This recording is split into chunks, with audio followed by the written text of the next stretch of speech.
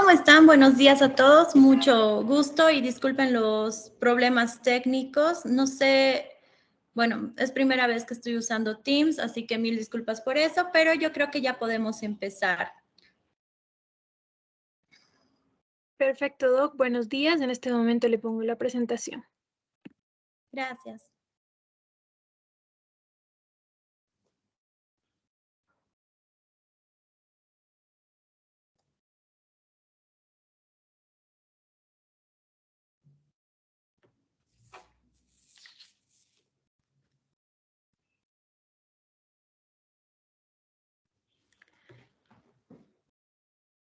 ¿Podemos maximizarlo, por favor? Sí, Doc. Deme un momentito. Algo pasó. No hay problema. Bueno, empecemos saludando a todos. Para mí es un gusto poder participar de la reunión actualmente y ser parte de este magno evento. Mil disculpas por los inconvenientes. Sinceramente es la primera vez que yo utilizo Teams, así que si pasan cosas raras, ya saben por qué es.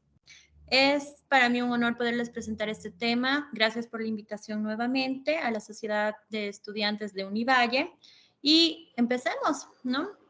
El síndrome de burnout es un síndrome que lo conocemos con distintos nombres. Es conocido como el síndrome del quemado por el trabajo, burnout o agotamiento laboral. Entonces, con este síndrome creo que se ha hablado bastante. Y lo que podríamos ver es lo siguiente, ¿no?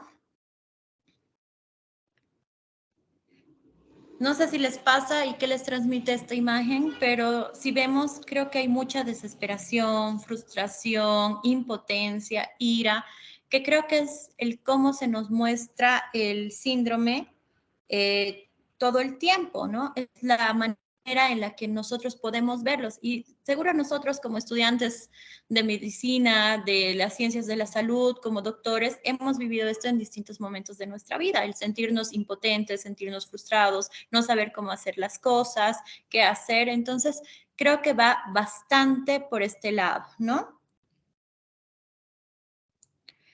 Entonces, creo que deberíamos partir un poquito con lo que son las definiciones iniciales. Empecemos por temas que es la base de todo esto. Creo que deberíamos partir definiendo lo que es la salud mental. Según la definición de la Organización Mundial de la Salud, es la capacidad que tienen los individuos para afrontar las tensiones normales de la vida, trabajar de manera productiva y fructífera y realizar una contribución a la sociedad. A partir de esta definición, si nos ponemos a pensar, es muy fácil entender la importancia que tiene el trabajo en las vidas de las personas y cómo esto también puede afectar su salud mental.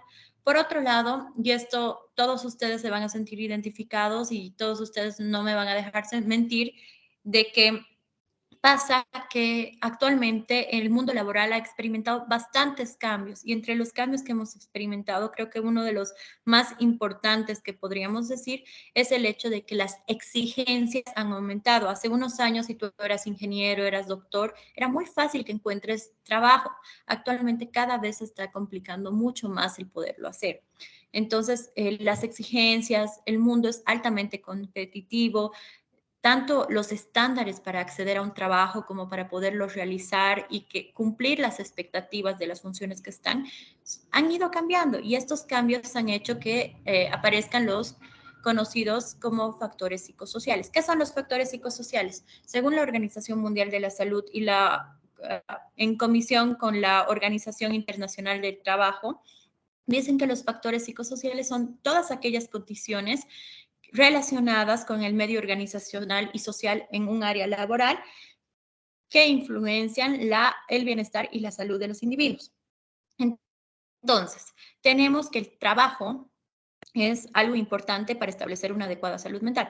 Por otro lado, tenemos los factores psicosociales que pueden ser positivos y pueden ser negativos y se relacionan con el empleo y con cómo nos sentimos. Entonces, creo que todas estas cosas que hemos ido viviendo, este estrés continuo, estas nuevas exigencias, estos nuevos problemas, y no solo en el trabajo, sino también como estudiantes, porque la verdad es esa, ¿no? O trabajas o estudias. Entonces, el estudio también representa los mismos problemas para todos nosotros. Entonces, tenemos esta parte de que todo esto va a desarrollar en nosotros estrés. ¿Qué es el estrés? Nosotros escuchamos estrés por aquí, estrés por allá, pero no es nada más que un proceso adaptativo que tenemos nosotros como seres humanos frente a las situaciones que consideramos amenazantes. Por ejemplo, si yo veo que un perro viene corriendo hacia mí y parece que me va a morder, mi cuerpo se va a condicionar para poder tener un reflejo de huida. El problema es que el cuerpo, en toda su sabiduría, no ha aprendido a desarrollar o diferenciar lo que es el estrés. Entonces, un estrés como un perro viniendo a atacarme, genera la misma reacción que el momento en el que yo estoy frente a una hoja de examen y estoy lista para dar un examen. Entonces, la reacción en mi cuerpo es la misma.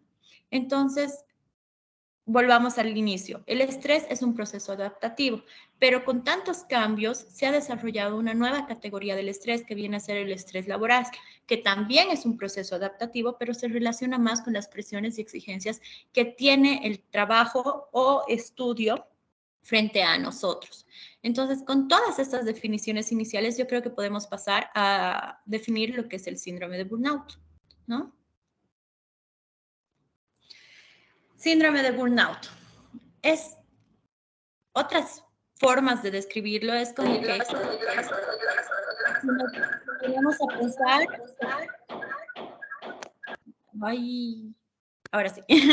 Bueno, hubo nuevamente un problemilla, pero vamos, el síndrome de burnout nos da, y quiero que se enfoquen en esta imagen final, esta sensación de quemar, arder o consumirse, ¿no? Entonces, ¿qué viene a ser el síndrome de burnout? Es un síndrome clínico descrito, ampliamente descrito y que actualmente sí ya está siendo diagnosticado, ya sea por psicología, psiquiatría e incluso por los mismos empleadores, pero que todavía no forma parte ni siquiera de lo que es el Manual de Diagnósticos y Estadísticos de Psiquiatría, que es el DSM-5 en su quinta versión actualmente, o la Clasificación Internacional de Enfermedades, que es el CIE en su versión 10, que es la que está vigente actualmente mientras esperamos la publicación del CIE 11.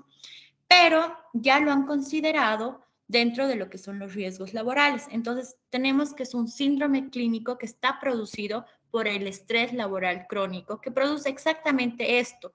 La persona se va a sentir consumida, va a sentir que no, que todos sus elementos para afrontar las situaciones se están consumiendo y se relaciona directamente con el trabajo. Y esta relación va a hacer que las cosas relacionadas con el trabajo lleguen a un punto en el que ya no las pueda manejar y que parezca que ya no le importa. Entonces, si pasamos un poco más, podemos ver el hecho de que tenemos también un poco los antecedentes, ¿no? Esto de los antecedentes nos dice, por ejemplo, que el primero en definir el síndrome de burnout fue Graham Greene en 1961. Él estudia un caso y lo presenta como un caso clínico y lo podemos encontrar todavía en internet y dice a Burnout Syndrome, Case to Study o algo así. La cuestión es que él es el primero que describe la enfermedad, pero es Freudenberger el primero que establece todas las partes de la enfermedad y como que lo hace más tangible el hecho de describir todo lo que involucra el síndrome de burnout. Entonces, primero presentan un caso y luego la describen como una enfermedad como tal, ¿no? En 1974. Pero es hasta 1986 que Maslach y Leiter desarrollan el manual del diagnóstico, el inventario de diagnóstico del síndrome de burnout, que es en 1986 y lo divide en las categorías. Algo interesante es que Maslach y Leiter, si bien han hecho toda esta parte, como aporte tienen que el síndrome de burnout está más relacionado con aquellas profesiones que tienen un alto relacionamiento con las personas. ¿Qué quiere decir esto? Por ejemplo, con las profesiones de medicina, psicología, atención al cliente, porque hay gran relación con las personas. Pero son Pins y Aronson en 1988, o sea, 2 años después, que dicen que no solo está que no solo es que no solo se relaciona con esta parte, sino que también tienen otras relaciones. Aparte, en epidemiología podemos ver que hay muchos estudios que se han realizado con esto. Anualmente salen demasiados estudios que tienen relación con el síndrome de burnout, pero en estos estudios los resultados nunca han sido coincidentes porque se ha visto que dependen mucho del ambiente y las características propias. Algo que es muy llamativo es que se ha visto que en medicina está presente desde la formación. Y en esto ustedes todos se van a sentir identificados, todos los que tienen formación en el área de las ciencias de la salud. Desde el primer año, tú estás empezando, estás en tu tercer día de clases y lo que suelen hacer es agarrar y llamarte y pedirte que tú ayudes a diagnosticar o el tratamiento de una enfermedad que ni siquiera has visto porque estás en tu primera semana, ¿no? Pero es así, o sea, ya la presión inicia desde muy temprano cuando estamos estudiando. En medicina se dice que desde la misma formación como médico ya empezamos a tener esto. En cuanto a la etiología, no se ha definido un proceso, una etiología clara. Lo que sí se tiene que es un proceso multicausal, que donde hay los factores psicosociales relacionados con los propios, o sea, cada individuo qué factores tiene, los profesionales, cada profesión, las características que presenta, laborales, los inherentes a los medios ambientes en los que trabajamos, los sociales, cómo nos relacionamos, cómo tenemos las relaciones con nuestros compañeros de trabajo también, y los ambientales que pueden ser procesos propios, ¿no?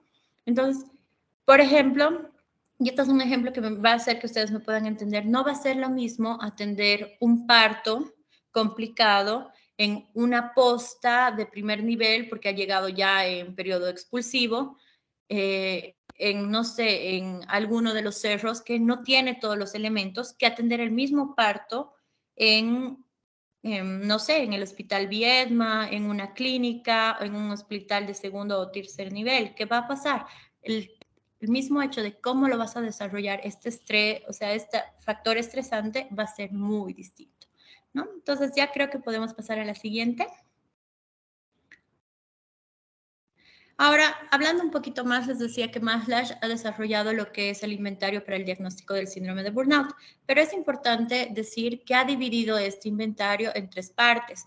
Uno, que es los que determinan si existe o no cansancio emocional, otros que identifican si no hay despersonalización y finalmente buscan ver si hay la realización personal, siendo el cansancio emocional y la despersonalización factores que predicen el desarrollo del síndrome de burnout, mientras que la realización personal alta actuaría más como un síndrome protector.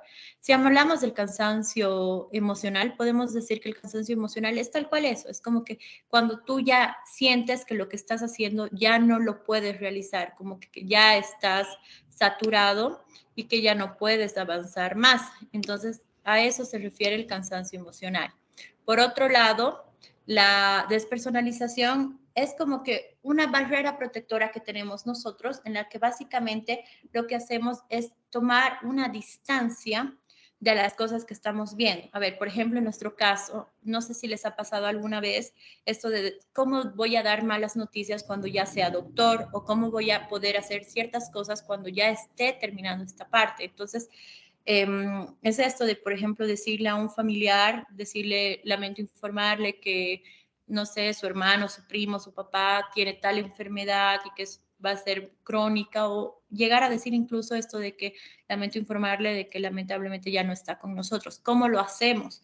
Entonces, es parte de la carrera muchas veces, pero para podernos proteger, creamos un poco de distancia de nuestras propias emociones. El problema de esto, si bien es bueno inicialmente, el problema es que con el tiempo lo que pasa es que puedes crear una distancia tan grande entre las personas que puedes llegar a parecer que ya no te importa. Y es lo que pasa y que muchas personas también se quejan de que hay médicos que parece que ya no les importa el dolor ajeno. No es eso, sino que lo han vivido tan de cerca que ha llegado un momento que para protegerse como que se han distanciado de él y se puede ver como falta de interés o apatía hacia las personas cuando en realidad, como les digo, es un mecanismo de defensa.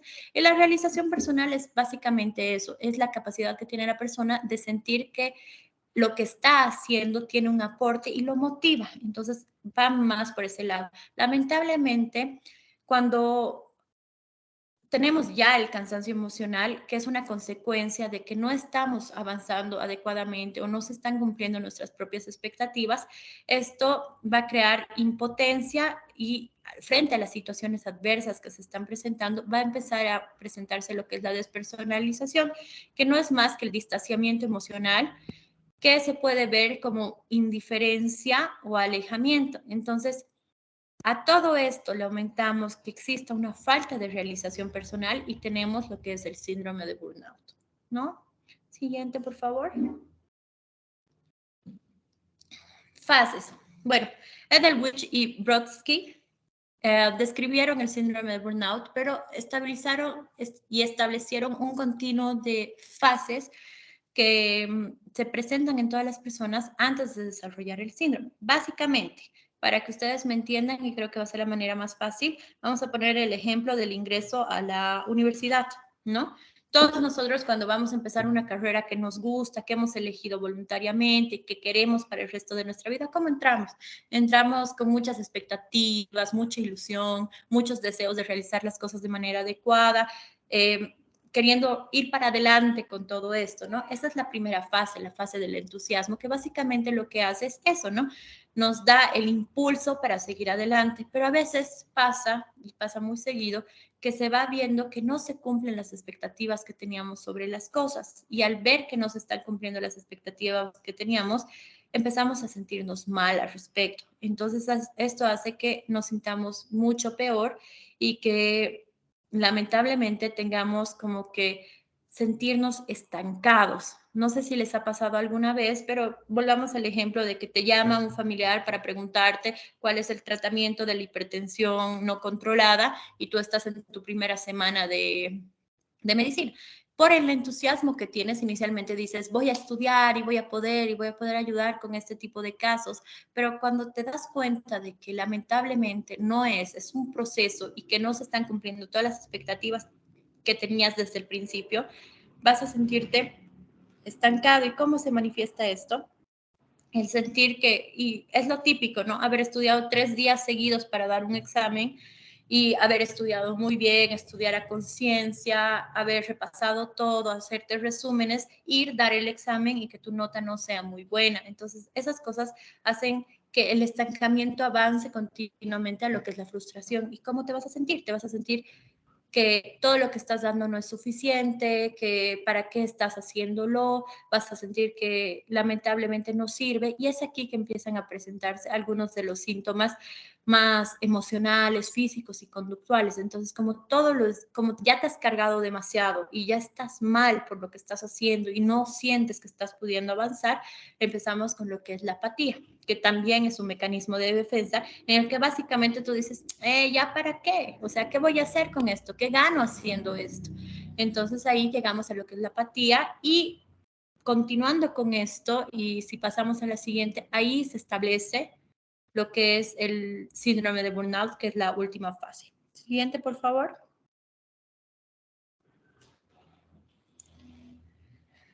En esta parte podemos ver que lamentablemente nosotros notamos, mientras yo les sigo describiendo todas estas cosas, yo estoy más que segura que o se han sentido identificado con alguna de las fases o han dicho que quizás algún compañero, algún conocido, algún colega puede estar pasando por esto, ¿no? Y es lo que pasa, ¿no? Ya llegamos a lo último, al final, teniendo tantas fases en las que se podría encontrar y ya ir manejando adecuadamente, que llegamos a quemarnos y es lo que pasa como muestra este meme. En mi opinión, usted ya tiene un burnout. El señor está totalmente quemado, lo mira y le dice, ¿le parece? Es eso lo que pasa. Cuando ya está establecido el síndrome de burnout, ya es demasiado evidente para los demás, pero aún así es lamentable, pero muchas veces no se busca ayuda. Siguiente, por favor. Entonces, entre los síntomas, si hablamos de los síntomas fisiológicos, partamos por lo que les dije inicialmente. El síndrome de burnout es un estrés crónico, ¿no? Entonces, un estrés laboral crónico. Volviendo a lo que es el estrés. ¿Qué es el estrés? Es una respuesta frente a una amenaza. Entonces, como tenemos una respuesta frente a una amenaza, ¿qué va a pasar con nuestro cuerpo? Nuestro cuerpo va a estar listo para huir porque estamos preparados para eso. Va a haber una descarga de adrenalina, va a subir el cortisol y nuestros músculos se van a tensar, nuestro corazón se va a acelerar. Para que no suba la temperatura, vamos a presentar sudoración. Luego de esto vamos a estar con respiración distinta porque los requerimientos de nuestro cuerpo van a estar bien. Entonces, en todo esto vamos a tener consecuencias físicas, entre las que podemos ver, por ejemplo, cambios en el apetito, va a haber mal cansancio, porque si tu cuerpo está listo para correr todo el tiempo, en algún momento se va a agotar tu energía, ¿no? Esto también, como estamos tan hipervigilantes frente a las cosas, puede haber esto del insomnio, va a haber dolores musculares, como les dije, los músculos se tensan listos para correr, entonces mayormente a nivel lumbar, nivel cervical, entonces empezamos con todo lo que son las molestias, ¿no? Luego de esto vamos a pasar también a los que son los psicológicos, en los que podemos ver si estás listo para correr todo el tiempo. Va a llegar un momento en el que no estoy durmiendo bien, mi cuerpo no está respondiendo de manera adecuada. Entonces, ¿qué va a pasar conmigo? Voy a presentar síntomas como la irritabilidad, si este estrés se está prolongando en el tiempo, ansiedad, depresión, falta de concentración y respuestas inadecuadas a los procesos que estamos haciendo. Luego vienen los conductuales, en el que si estoy irritable mucho tiempo, no estoy durmiendo bien, en algún momento me voy a tornar hostil, no listo para atacar, porque cada persona libera de distinta manera lo que siente. Va a haber también nuevamente esto de la falta de concentración, pero para realizar las actividades no voy a poder hacer mis actividades de manera adecuada. Va a haber relaciones más conflictivas, porque si no estoy bien no me puedo relacionar adecuadamente, y va a haber incumplimiento también de las obligaciones. Por otro lado, las laborales, vamos a encontrar lo que es el absentismo, la apatía, la disminución en la calidad del trabajo. Entonces, estamos viendo que poco a poco la persona va presentando muchos síntomas. Siguiente, por favor. Y creo que aquí en esto de los síntomas ya tenemos los síntomas y va a ser un poco más fácil entender esto. Se clasifica en leve, moderado, grave y extremo. Durante la fase inicial, que es cuando el síndrome de burnout está en fase leve, por así decirlo, podemos decir que los síntomas son principalmente fisiológicos. ¿Qué quiere decir esto? Cambios en el apetito, algo de insomnio, cansancio, dolores articulares, pero empezamos de a poquito, dolores musculares también. Posteriormente va avanzando, pero esto ya no va a ser solo físico, sino también va a empezar a tener un componente psicológico. Entonces ya vamos a empezar a ver que va a haber algunas cosas como que algo de irritabilidad, presencia de depresión, ansiedad con síntomas leves o respuestas inadecuadas a las cosas que estamos haciendo, más todo lo que presentaba la parte fisiológica y quizás algunos conductuales, como que puede empezar a haber un poco de irritabilidad, pero bueno, relaciones más conflictivas. Cuando ya estamos con un síndrome de burnout grave, ya estamos hablando de que se presentan todo lo que son los síntomas fisiológicos, psicológicos, conductuales y laborales. Ya empezamos a ver que, por ejemplo, ya no quiere ir, ya no quiere presentarse a trabajar. Son esas personas que no quieren marcar el ingreso porque no quieren empezar a trabajar, se paran al frente del reloj de ingreso y esperan que inicie para, o sea, que sea la hora puntual o la hora máxima de tolerancia para empezar a trabajar porque no quieren estar ahí, o sea, es como que una sensación continua de quererse escapar. Y el problema es que si en todas estas fases no lo vamos detectando, vamos a llegar al nivel extremo en el que ya podemos hablar de trastornos mentales establecidos, una depresión, un trastorno de ansiedad, que si no son manejados adecuadamente nos pueden llegar a cosas más fuertes como son el aislamiento de la persona, el abandono del trabajo o también un alto riesgo de suicidio, que lamentablemente es como que el punto fatal si es que no empezamos a prestarle atención en fases tempranas. Siguiente, por favor. Bueno, no sé si ustedes han visto los Rugrats cuando eran niños, pero les presento a Cynthia, era la muñeca de Angelica Pickles.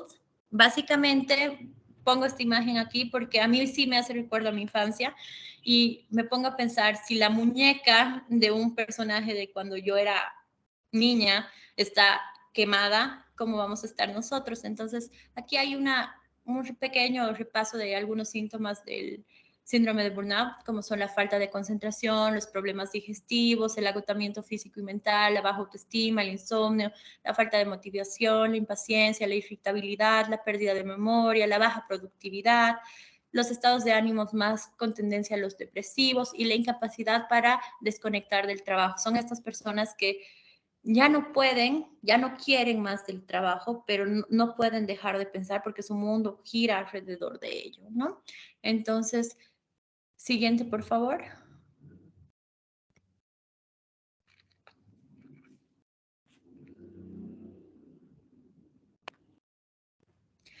Más que todo, traigo esta diapositiva para las consecuencias. Ya les he dicho más o menos que viene, así que vuelvo a pedir la siguiente, por favor.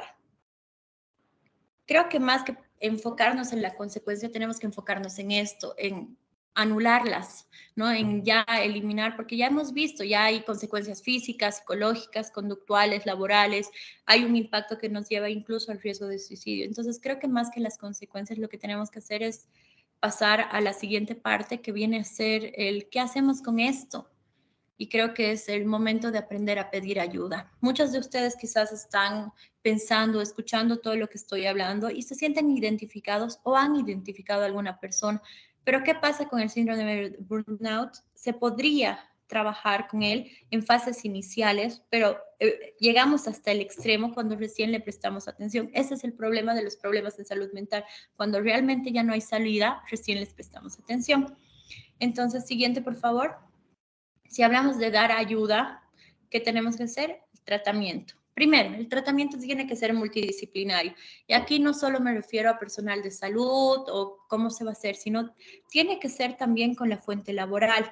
Por ejemplo, el cómo se van a manejar las cosas en el lugar donde la persona se ha quemado o qué podemos hacer como personal de salud mental o como personal de salud, si ya hemos detectado todo esto, porque ¿qué va a pasar?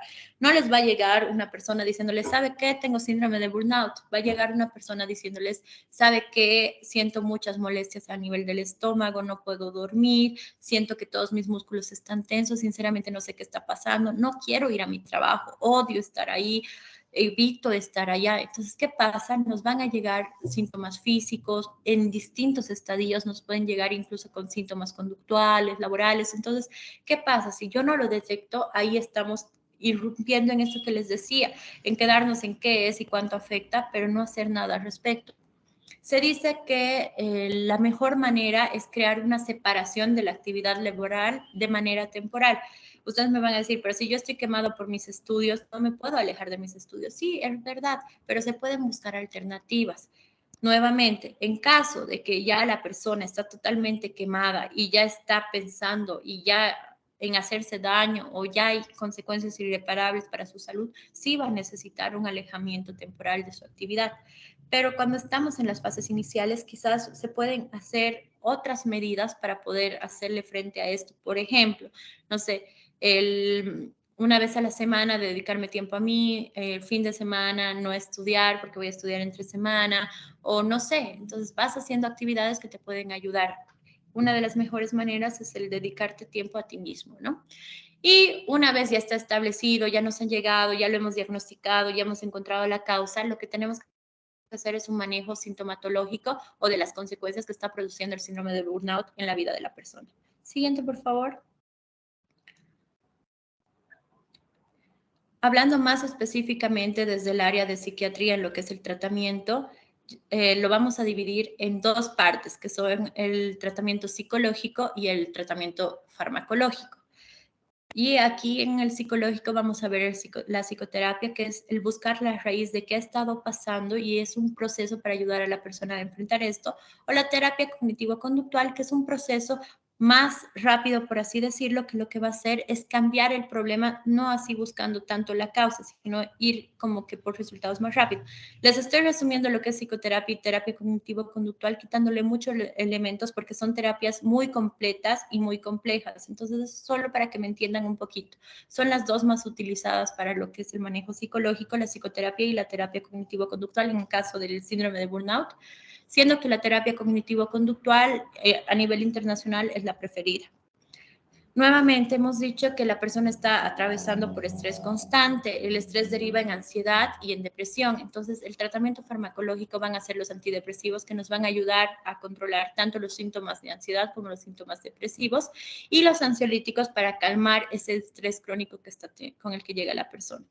Si se dan cuenta, esos son los elementos principales para el manejo de un síndrome de burnout ya establecido, pero para mí, yo creo que la parte más importante viene a ser la prevención, tanto para evitar recaídas, lo identifiqué, lo traté, pero no sé si la persona puede volver a reincidir en lo mismo, o también la prevención brindando el apoyo para que las personas que tengan alto riesgo de desarrollar un síndrome de burnout no lleguen a estos estadios tardíos, ¿no? Siguiente, por favor. Si nos ponemos a pensar para alejar todo esto, ¿cómo lo haríamos? Uno, creo que sería muy bueno que exista lo que es la inducción laboral. Cuando tú entras a un trabajo, por ejemplo, o cuando tú entras a realizar una actividad, por ejemplo, medicina, sería lindo que ingresemos y que se nos diga, bueno, medicina consiste en esto, esto, esto.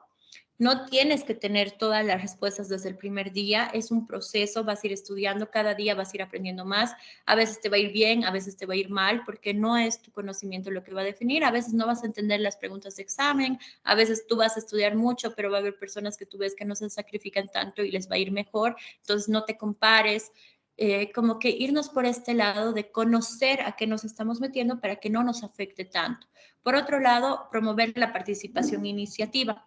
No sé si les ha pasado alguna vez el hacer algún comentario en alguna clase o querer dar una opinión sobre algo, tener ideas sobre algo y que les digan que lo que están diciendo es una macana o que les hagan sentir mal por lo que han dicho. ¿Qué pasa después de eso? Nunca más quieren participar.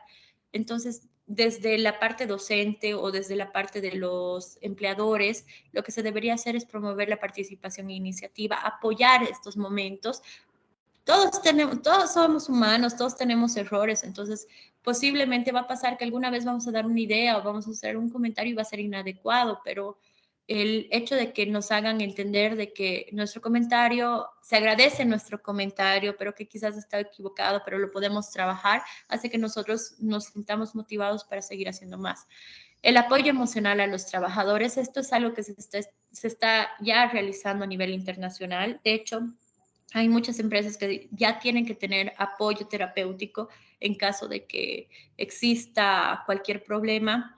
O en las universidades también hay los gabinetes de psicología, así que los invito, chicos, en los gabinetes de psicología la atención es gratuita para los estudiantes de la universidad, pero más y muy por fuera de esto es un apoyo constante para todos los procesos, porque nosotros somos humanos, vamos a tener altibajos y necesitamos que exista apoyo. Y otra cosa de la que se debería hacer y que es una recomendación que se está haciendo es evaluar el estado mental, o sea, de la salud mental al ingreso de cualquier actividad que vamos a hacer, pero no para decirte, sabes que no eres apto, no puedes ingresar, sino para decirte, hey, hemos notado que hay estos problemas contigo y como hay estos problemas, lo que vamos a hacer es que estos 6 meses vamos a enfocarnos en que tú te sientas mejor para que cuando seas parte de nosotros te podamos ayudar mucho más. Quizás es una utopía, ¿no? Si nos ponemos a pensar esto va a pasar en un mundo ideal, pero les comento que ya está pasando. Entonces, hay que no tenerle tanto miedo a la salud mental, hay que darnos cuenta de que esta parte es muy importante porque ¿qué es la salud en general? Es el estado de equilibrio y de que todo está bien en nosotros a nivel mental, físico y social. Entonces, si nosotros no prestamos atención a la salud mental, estamos hablando de que una parte de nuestra salud en sí está mal, ¿no? Siguiente, por favor. Muchas gracias. No sé si tienen preguntas.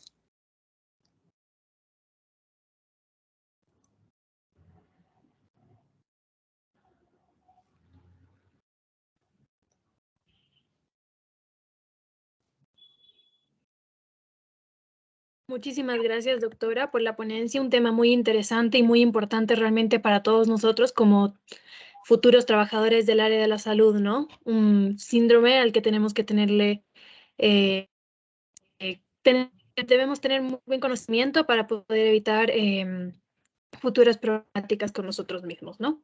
Es parte de cuidarnos a nosotros para poder cuidar a los demás. Bueno, vamos a abrir paso a las preguntas que puedan tener. Si tienen alguna pregunta, pueden escribirla por el chat, como hicimos en la anterior ponencia, y se les va a habilitar para que puedan escribirlas también por el grupo de WhatsApp.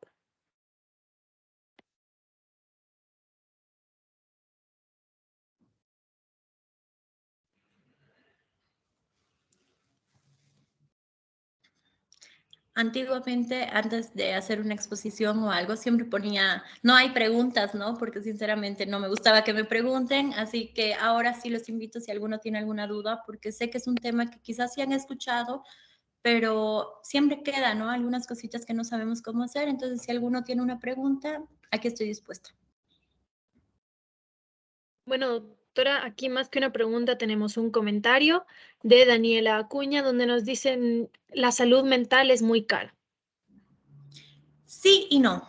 Hasta ahí depende mucho. Por ejemplo, no sé ustedes si son estudiantes, la salud mental se está buscando y hay un proyecto de ley para que la salud mental cada vez sea más accesible para todos, porque la pandemia ha traído muchas cosas, pero algo que ha hecho también es destapar que hay necesidades y deficiencias en el área de salud mental, ¿no? Entonces, todos nosotros hemos sentido por el encierro problemas, no sé, hemos tenido momentos de depresión, ansiedad, del querer salir, sentir tantas limitaciones, ha sido terrible. Entonces, ¿qué se ha hecho? Ya se está creando programas de salud mental desde el mismo sedes a nivel Cochabamba, a nivel Bolivia, también se está haciendo desde la parte de, no sé, del área del Ministerio de Salud, se están buscando programas nuevos para esto de salud mental y para poder hacerla más abierta al público. Por otro lado, el Viedma, por ejemplo, si ustedes están asegurados en el SUS posee tanto psicólogo como psiquiatra. Entonces, creo que muchas veces no es que sea cara, sino que no sabemos dónde buscarla. No sé si ustedes sabían o no, pero tienen 3 psicólogas disponibles en la Universidad del Valle, por ejemplo, listas para poderles ayudar y ellas no les cobran absolutamente nada, ¿no? Entonces, no es que sea cara. Lamentablemente, muchas veces no sabemos dónde ir a pedir ayuda. Y bueno, esa es una parte importante, ¿no?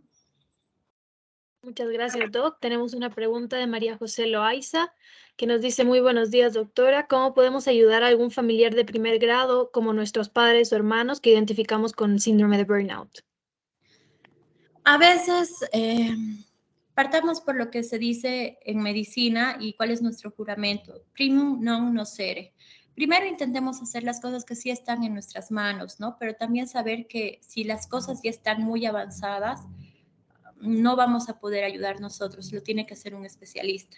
Pero en las primeras fases, quizás si vemos que ya se está cansando y todo, ayudarle a que se habilite un espacio para que él se pueda promover su salud mental. Por ejemplo, ok, mira, te he visto que estás muy cansado, ¿qué te parece si nos vamos al cine hoy? ¿O qué te parece si hacemos esto? O sea, que pueda, les he dicho, el síndrome de burnout, hay una incapacidad para desconectarse del trabajo. No estás presente, pero tampoco puedes estar ausente, ¿no? Constantemente estás con esto. Entonces, el tener un espacio de poderte distanciar para poder realizar actividades que mayormente disfrutabas es, por ejemplo, una buena solución en las fases iniciales. Posteriormente, y es lo que les digo, si ya estamos en fases finales, ya estamos hablando de trastornos mentales que se están estableciendo, ya sea ansiedad, ya sea depresión, y eso ya no lo vamos a poder manejar inicialmente. Entonces, lo que tenemos que hacer es decirle, hey, sé que esto no te va a gustar, pero creo que esto se está saliendo de nuestras manos.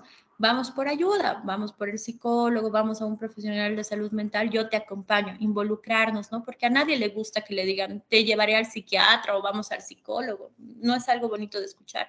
Gracias a Dios, actualmente con esto de la pandemia sí se ha destapado que hay necesidades y ya no es tan tabú, pero todavía hay ciertas reservas sobre lo que es la salud mental. Entonces, involucrarnos y decirlos, mira, te he visto que estás un poquito mal y creo que ya esto te está sobrepasando. ¿Qué te parece si vamos y buscamos ayuda? Te acompaño, vamos juntos, no estás solo. Entonces, es bonito saber que no solo están viendo que te estás quemando, sino que alguien te dice, hey, no estás solo, te voy a ayudar en este proceso.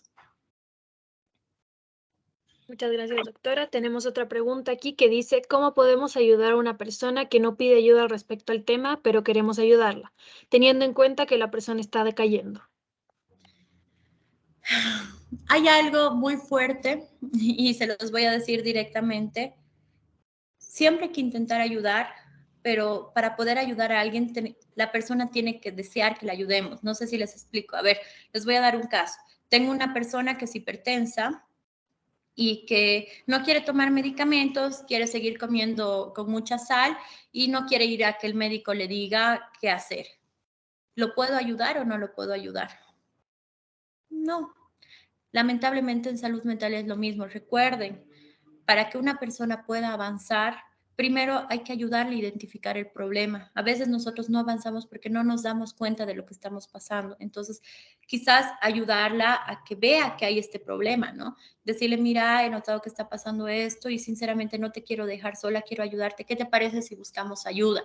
Pero si la persona realmente está reacia, no les voy a mentir con esto, no se puede ayudar a alguien que no quiera que ayudemos, pero ¿cómo vas a querer que te ayudemos si no sabes lo que te está pasando? Entonces, una muy buena manera de hacerlo es ayudar a que identifique que está pasando por momentos malos y que está cambiando. No sé, decirle, sabes que yo no soy profesional en el tema, quizás yo no sepa mucho, pero he notado que estás cambiando, te veo decaída, no te veo bien, siento que le estás pasando mal y me importas, quiero hacer algo al respecto, quiero que lo trabajemos juntos, ¿no?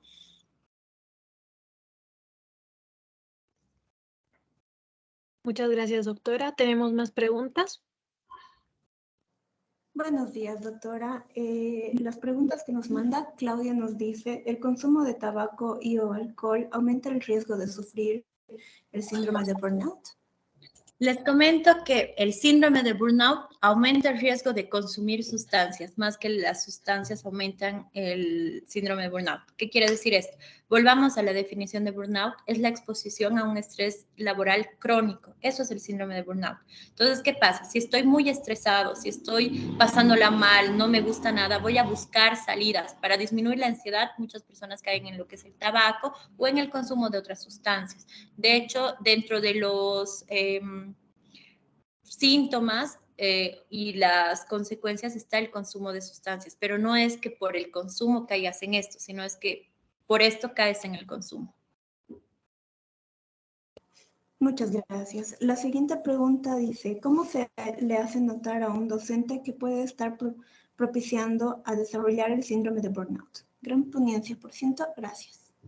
Muchas gracias a ti. Bueno, vamos por aquí. Es muy difícil que nosotros, siendo estudiantes, podamos cambiar a nuestro docente. No pasa, ¿no? Sinceramente, seamos muy sinceros con esto, al menos que exista una buena relación.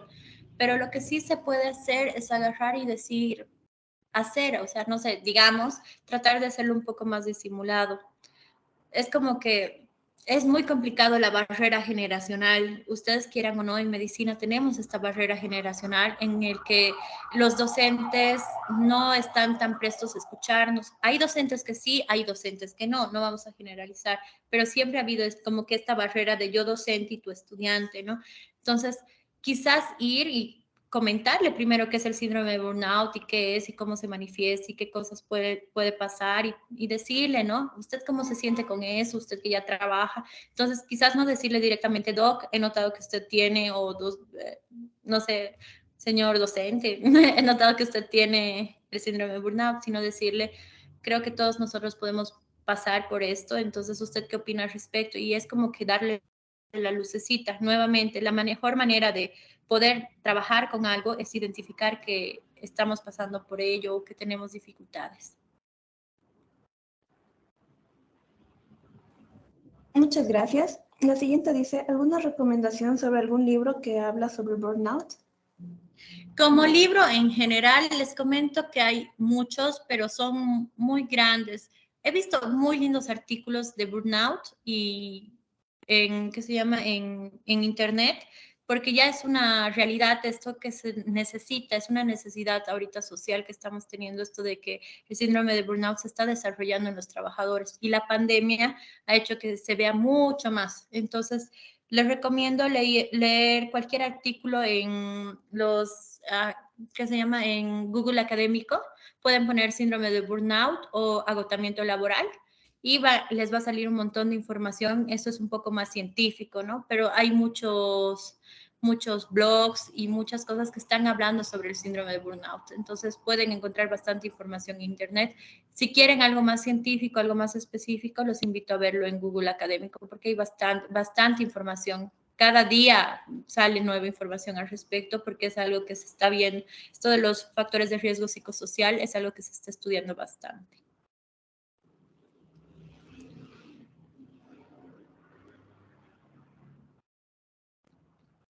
Muchas gracias. Y la última pregunta dice, ¿cuál sería el momento clave para identificar un síndrome de burnout? ¿Y cómo podemos concientizar sobre este síndrome? Creo que para concientizar sobre algo, primero tenemos que conocerlo. Entonces, creo que este avance que hayan solicitado, porque bueno, este tema me lo brindó la sociedad, entonces creo que es una de las mejores maneras porque hemos escuchado burnout, el quemado o cosas así, pero no sabemos qué es a profundidad. Entonces, cuando nosotros nos interiorizamos y sabemos qué es la mejor manera. Y cómo evitar que se desarrolle, siempre es la prevención primaria. Les he dado algunos ejemplos de cosas que se debería hacer idealmente o que ya se están haciendo afuera, pero quizás pensando en nosotros mismos, aprender a separar un poquito las cosas, ¿no? No sé si les pasa, pero suele pasar esto bastante de que somos estudiantes y solo queremos dedicarnos a estudiar. Entonces, o ya somos profesionales y solo queremos dedicarnos a trabajar. Entonces, ¿qué pasa? Hay que reconocer que somos más que profesionales, más que estudiantes, somos humanos, somos personas. Necesitamos y tenemos requerimientos para poder hacer nuestras cosas. Entonces, partamos por eso. El inicialmente saber que no está mal tener un tiempo libre, no está mal estar cansado, no está mal querer dormir. Entonces, creo que va más por ese lado de empezar a prevenir, pero desde la salud mental, no solo con el síndrome de burnout, sino como que saber que es bueno tener un tiempo determinado para mí, utilizar esto de las frases positivas para uno mismo, si haces algo bien, no esperar que alguien te diga, oh, qué bien está, o sea, decírtelo tú, ¿no? Qué bonita ha estado esta mi exposición, la he hecho muy bien, entonces soy una capa, no necesitar que alguien te lo diga. Puede sonar ególatra, pero no lo vas a decir en voz alta, lo vas a decir para ti mismo, entonces es el refuerzo positivo que uno tiene. Y cuando veas que alguien está haciendo algo bien, también decírselo, porque tú no sabes cómo está esa persona y quizás que tú se lo digas hace que se sienta mucho mejor, ¿no?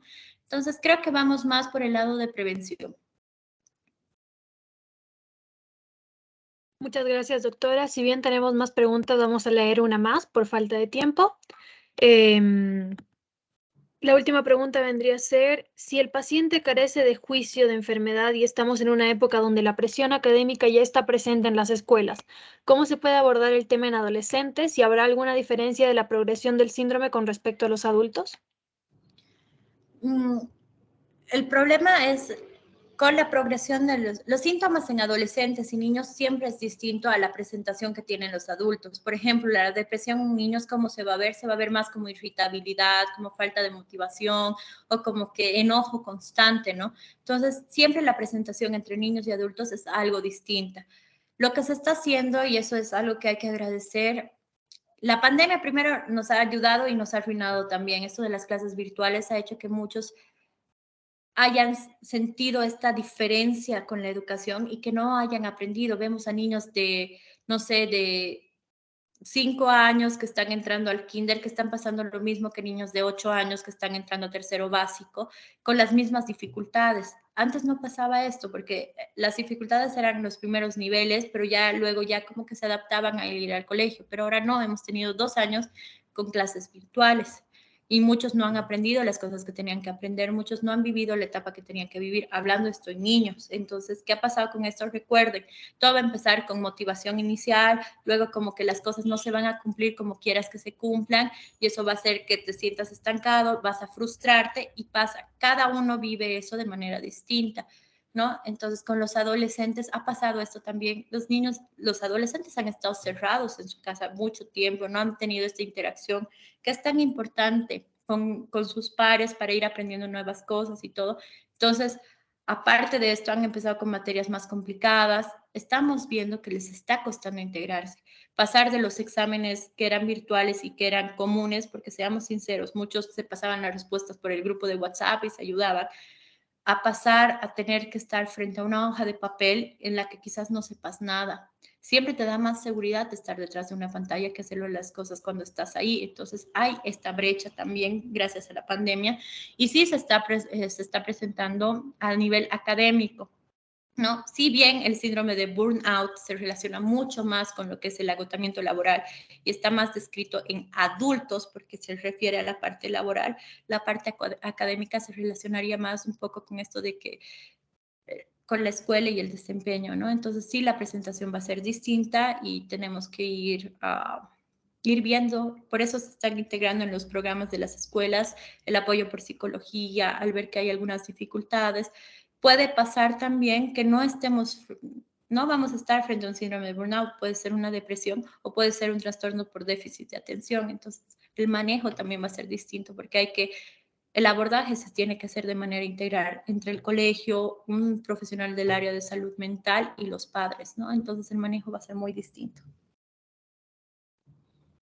Muchas gracias, doctora. Viendo que tenemos muchas preguntas, vamos a continuar respondiendo unas 3 más, por favor, si se puede. De todas maneras, la otra reunión va a estar iniciando en este momento para los que quieran asistir también.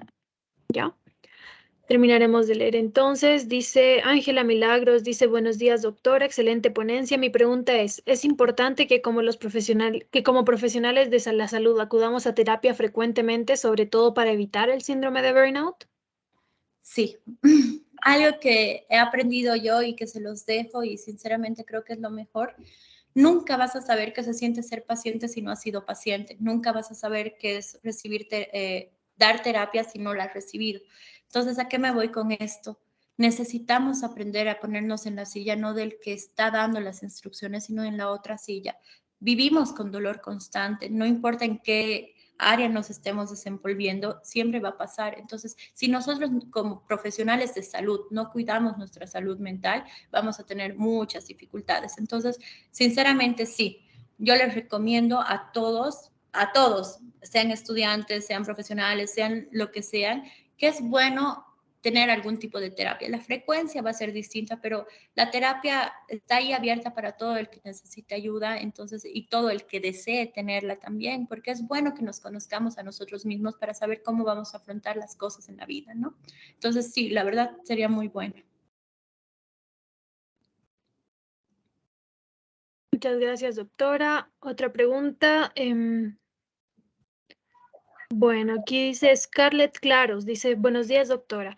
Una pregunta con respecto al tratamiento. Nos comentó que podríamos aislarnos del trabajo o del problema que está causando el síndrome de burnout. En algunos trabajos o incluso estudios no dejan en paz a la mente y la persona sigue pensando en que si deja su trabajo las cosas empeorarían. ¿Cómo lograríamos evitar o ayudar en esta situación?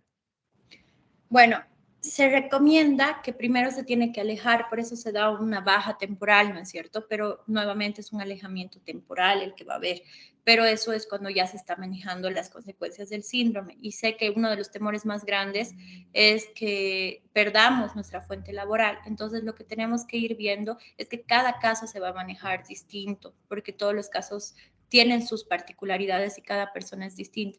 Pero nuevamente yo creo que hay que partir por esta parte de decirles que lo más importante es que ellos estén bien, entonces mostrarles que es importante que se estabilice él y de hecho si tienen una baja médica, porque va a ser una baja médica en caso de que tenga consecuencias en su salud, no habría la posibilidad de que exista un descuido, ¿no? Entonces, depende mucho el enfoque, depende de la institución, porque sabemos que hay instituciones que son muy malas y que si no hay contratos formales también pasa esto de que no van a tener empatía con esto de los trabajadores, pero se va llevando de a poquito el caso.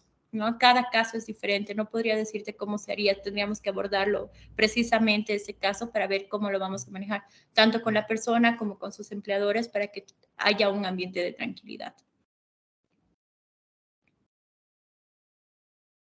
Muchas gracias, Doc. Vamos a leer una más, por favor, la última, que dice, ¿qué tan influyente es la familia en el síndrome y cómo podemos mejorar si para mejorar un poco se tendría que alejar? Porque la convivencia con la familia en sí es un factor malo. Nuevamente, estamos hablando del síndrome de burnout. Aquí el problema es básicamente el trabajo, ¿no? Entonces nos vamos.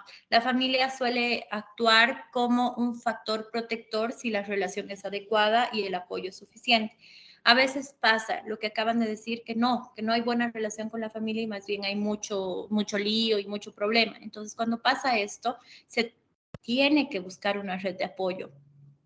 Puede ser amigos, puede ser la pareja, puede ser conocidos, incluso puede ser dentro del mismo trabajo algún colega. Entonces se tiene que ir viendo. Nuevamente caemos en particularidades, ¿no?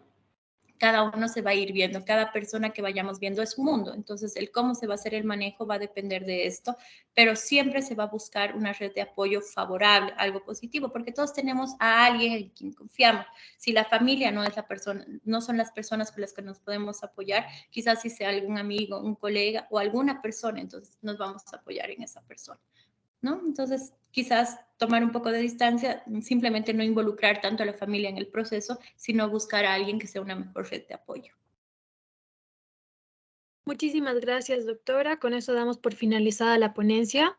Gracias por su tiempo y por la disposición a apoyarnos. Vamos a estarnos contactando con usted para poder tener futuras ponencias. Perfecto, mucho gusto y muchas gracias a todos ustedes. Que les vaya bien. Hasta luego. Hasta luego, doctora. Gracias. Chicos, por si acaso ya se envió el link al grupo de WhatsApp de la siguiente ponencia y ya pueden ir ingresando.